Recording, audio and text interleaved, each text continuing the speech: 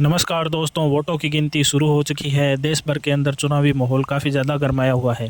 तो आइए आपको इस वीडियो में बताते हैं कि किस सरकार किस राज्य में बननी जा रही है। हम इस वीडियो में एग्जिट पोल के आधार पर हम आपको स्पष्ट करने वाले हैं कि किसकी सरकार लगभग किस राज्य में बन सकती है।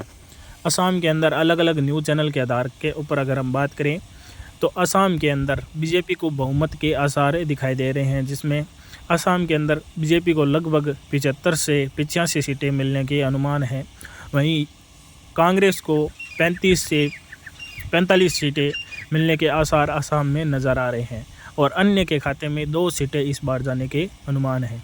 सबसे ज़्यादा इस चुनाव के अंदर जो मुद्दा गरमाया हुआ है वो है पश्चिम बंगाल का। पश्चिम बंगाल ममता दीदी का गढ़ है।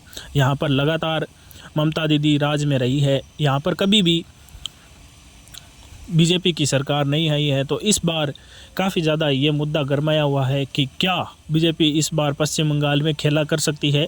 पश्चिम बंगाल में क्या इस बार बीजेपी पासा पलट सकती है। पश्चिम बंगाल में ममता दीदी को हराना काफ़ी ज़्यादा मुश्किल है, लेकिन नामुमकिन कभी कोई चीज़ हो ही नहीं सकती। इस बार पश्चिम बंगाल के अंदर अगर हम एग्जिट पोल की माने तो एग्जिट पोल के अनुसार बीजेपी टीएमसी को काफ़ी ज़्यादा कड़ी टक्कर दे सकती है, जिसमें बीजेपी को 110 से 140 सीटें मिलने के अनुसार काफ़ी ज़्यादा आसार नज़र आ रहे हैं और टीएमसी को 140 से 160 सीटें एग्जिट पोल के अंदर दिखाई दे रही है। तो यहाँ पर काफ़ी ज़्यादा जो टक्कर का मुकाबला देखने को मिल रहा है। वहीं अन्य के खाते में 1 या 2 सीटें जा सकती है। यहाँ पर बहुमत का आंकड़ा 148 का है।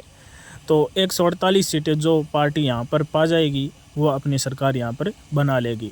तो पश्चिम बंगाल में देखना होगा कि कौन सी पार्टी यहाँ पर फतेह करती है। केरलम की बात करें तो केरलम में एलडीएफ और यूडीएफ में काफ़ी ज़्यादा कड़ा मुकाबला दिखाई देने वाला है। यहाँ पर एलडीएफ को लगभग 70 से 80 सीटें मिलने के आसार है। वहीं यूडीएफ को 60 से 70 सीटें मिलने के आसार यहाँ पर नज़र आ रहे हैं। एनडीए के खाते में 2 से 4 सीटें जा सकती है और अन्य के खाते में लगभग 1 या 2 सीटें जाने के आसार है। तमिलनाडु के अंदर 234 सीटों पर चुनाव हो रहे हैं, जिसमें यहाँ पर डीएमके को लगभग स्पष्ट बहुमत मिलने के आसार है।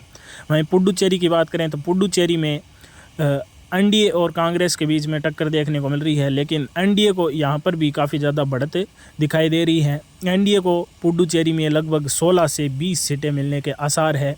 वहीं कांग्रेस को 8 से 12 सीटें यहाँ पर मिलने की संभावना है। वहीं अन्य की बात करें तो यहाँ पर भी अन्य लगभग 2 से 3 सीटें ले जा सकता है।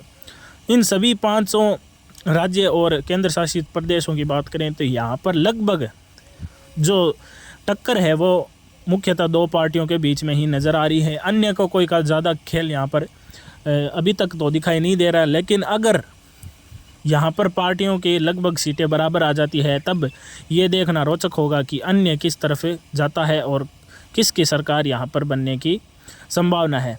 असम में लगभग बीजेपी को बहुमत के आसार साफ साफ दिखाई दे रहे हैं। अगर हम देखने की बात करें तो देखने की जो टक्कर की चीज़ है वो है पश्चिम बंगाल की। पश्चिम बंगाल यहाँ पर सबसे ज़्यादा जो चुनावी मुद्दा है वो गरमाया हुआ है। काफ़ी ज़्यादा माहौल भी गरमाया हुआ है। पश्चिम बंगाल के अंदर बीजेपी और टीएमसी के बीच में काफ़ी ज़्यादा टक्कर का जो मुकाबला है इस बार देखने को मिल सकता है।